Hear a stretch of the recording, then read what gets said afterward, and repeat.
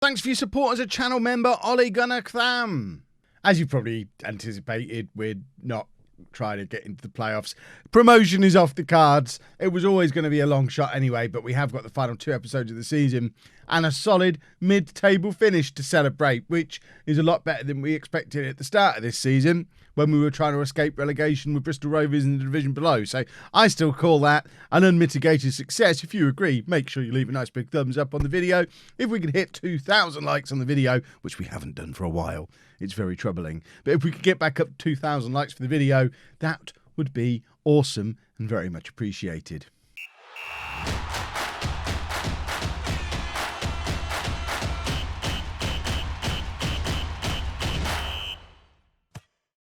Hello and welcome to Club 3, Part 4 of Non-League to Legend. I'm Kevin. Coming up on today's episode, we have those final 2 games of the season. We're at home against Blackburn and Preston. Since you were last with me, mixed form, more like the sort of mid-table form you'd be expecting us to have, really, as a team that's going to finish in mid-table.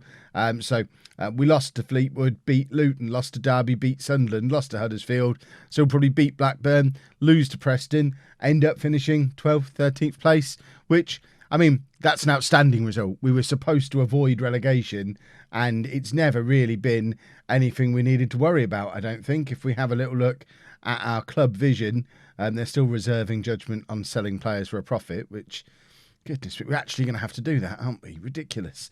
But they are very pleased that we've avoided relegation from the Championship. Next season, we need to be finishing in the top half, and I think, yeah, they're saying we're on course to do that. I definitely think we are, of course. They're looking to just be an established sort of top half Championship team for the next 5 years or so. I think we're very close to already being there. If you have a look at our form since I arrived, we'd have probably finished maybe in the playoffs, certainly in the top 10. We're already there. We just need to maintain forever. 5 years of just maintaining where we currently are. That's what I call good video. But what we're going to do first is play our final 2 matches of the season, and this is the team we're going to put out there to do exactly that. We've got Hilson in goal, a back 4 of Brown, Ekwa-Alimbi, Diaby and Williams. Stevens is injured, which is why he's not in. He's around something. There you go. He's been out for a little while, actually. Might be back for the final game of the season, but it's not doing Ekwa-Alimbi any harm to be in there playing some football. We've got Mowat and Rinamoto in midfield, Chong, Bira and Tuther Brown behind Hornby up front. The one thing I am a little bit not troubled about is the fact Jacob Brown's our top scorer. Not a bad thing in and of itself. He is wanted by some rather large clubs. I mean, we could sell him for a huge fee this summer, and there's probably arguments why we should, as it's part of the club vision. If we can get, I mean, if he's valued at 12.5 million, we've got to be thinking at 25 years old, 20 million quid. If we can get £20 million for him, I think we'll probably take it and reinvest that money. But it is a little bit worrying that we don't have anyone who's a striker who's emerged as a prolific goal scorer for us. Obviously, we've got Fraser Hornby, who came in at Christmas time, 9 goals from 16 appearances. So to be fair, it's 9 goals from 12 starts. That's a pretty decent return. If he'd have been here all season, presumably we would expect him to be pushing 20 goals by this point. So I'm not mega worried. Chong is another one who's come in and scored goals fairly consistently for us. 6 goals from 16 starts for him. Plus you've got his other 5 that he scored for Burnley, also in this division earlier in the year. So 11 goals from like 35 appearances as that inside forward. I don't think we need to be worrying, but it would be nice to have a real super prolific goal scorer. You know I always want that. If we could take this team, maybe add another defender, because we don't have much behind Stevens and Diaby. So maybe another centre-back just for some competition for places, and a 30-goal-a-season striker. If you add those 2 elements to this team, I think we get promoted. And we've got £5 million to spend at the moment. Obviously, we know how Football Manager works. That's probably going to be the budget I'm given for the summer, because that's what I've currently got. They're unlikely to add more to it because I didn't spend last year's budget. But £5 million should be enough to get us maybe not an already established 30-goal-a-season Championship striker.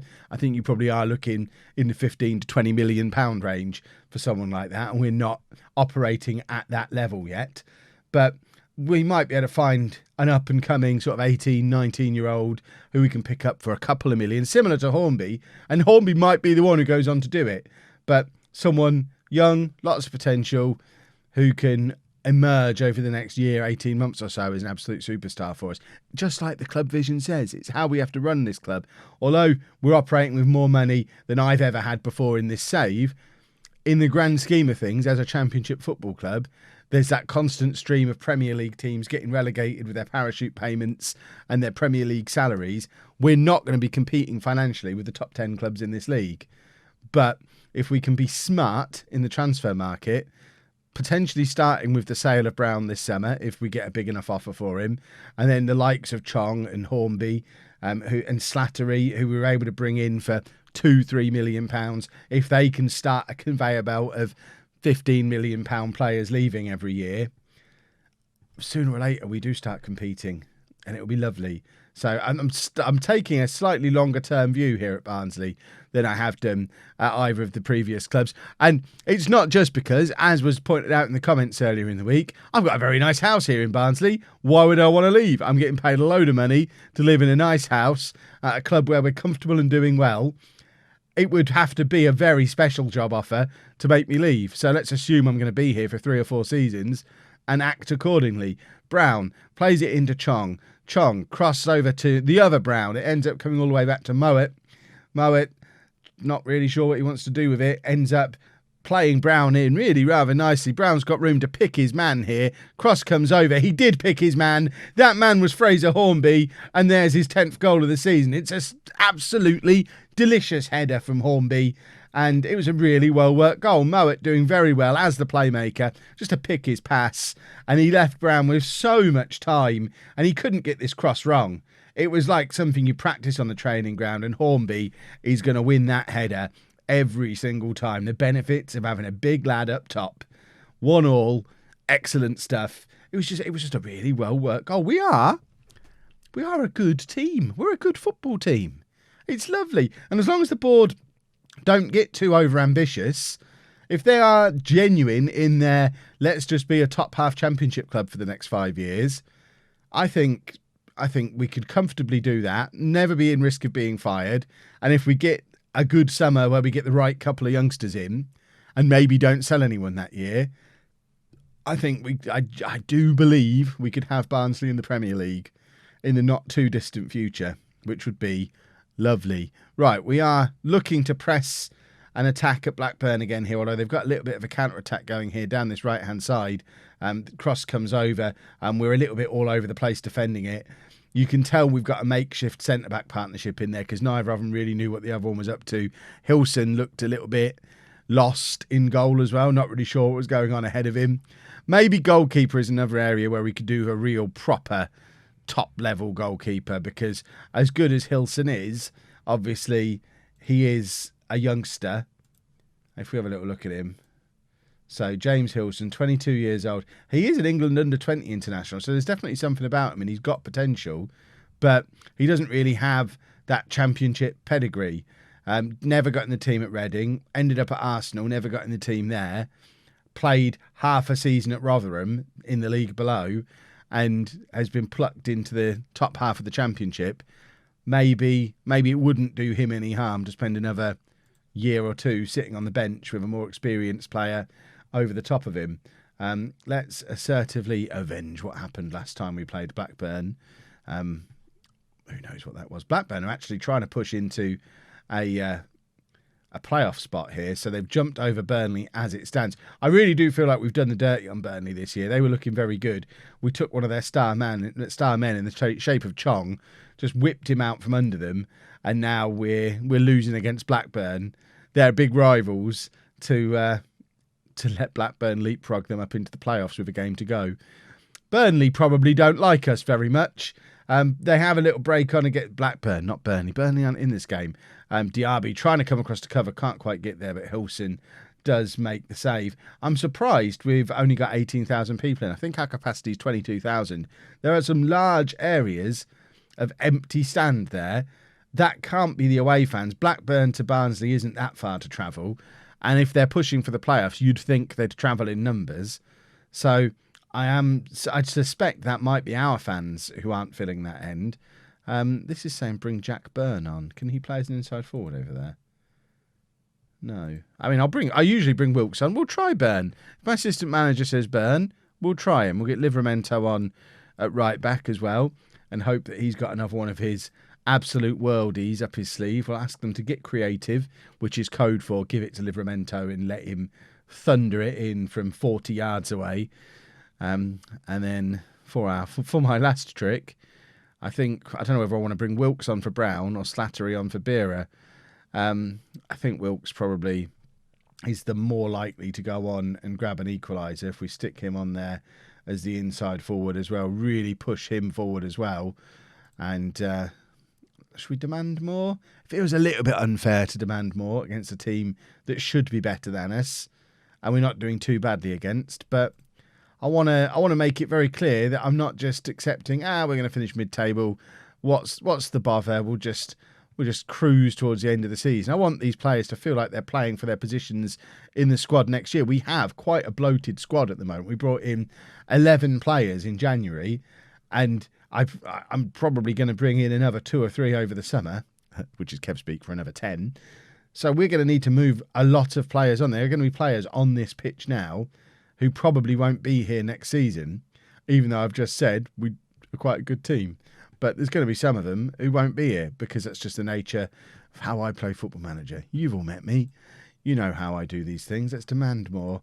Let's go attack. And we've left this very late. We probably should have done this a little bit earlier, but we've lost. Well, that was unfortunate.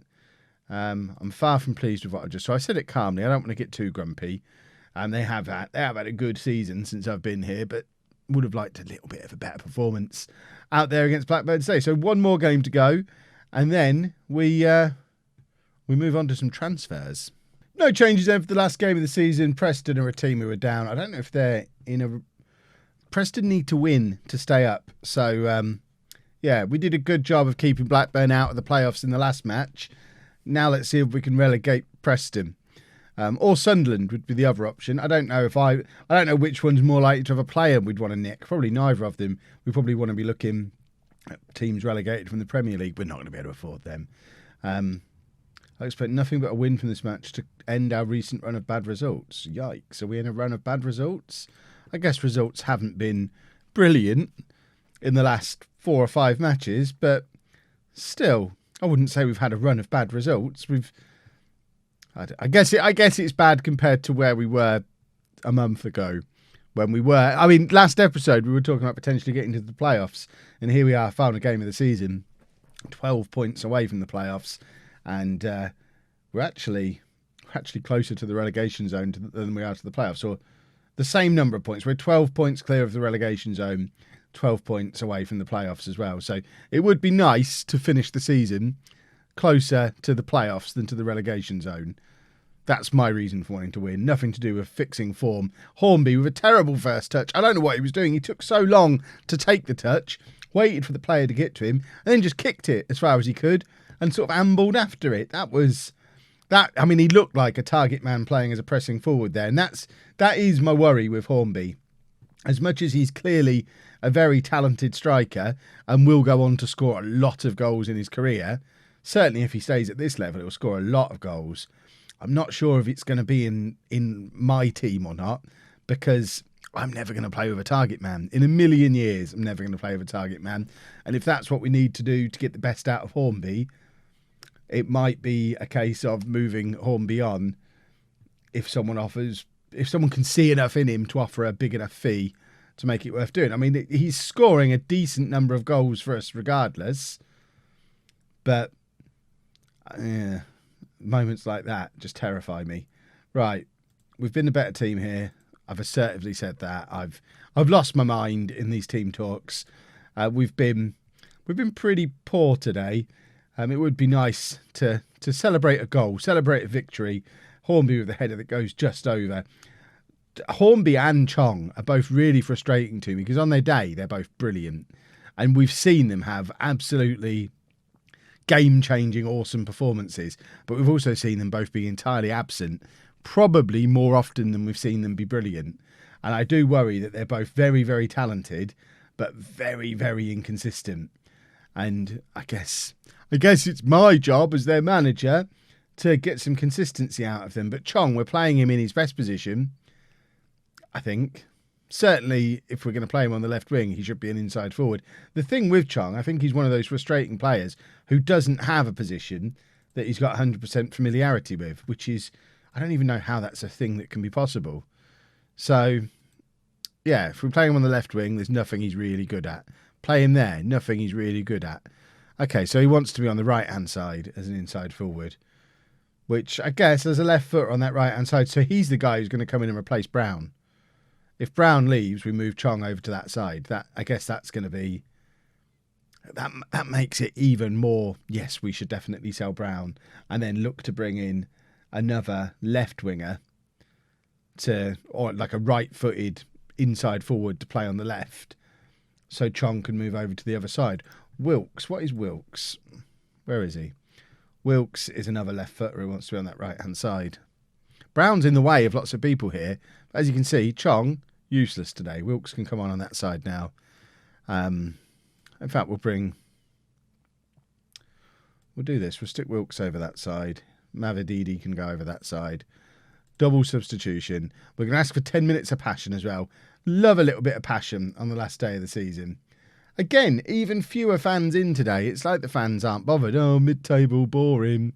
More people would have turned up if we'd have been battling for our lives.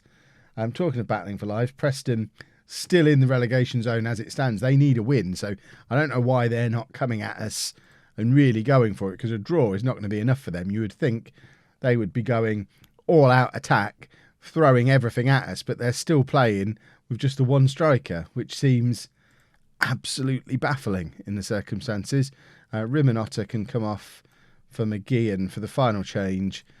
McGeehan might be one of those who potentially is in danger of being moved on in the summer, because he's been very much a fringe player since I brought in my new signings in January. And if we do bring in another midfielder, McGeehan might be one that there isn't justification for keeping around. Who's just got himself sent off there? Williams. Only a yellow card. Splendid stuff.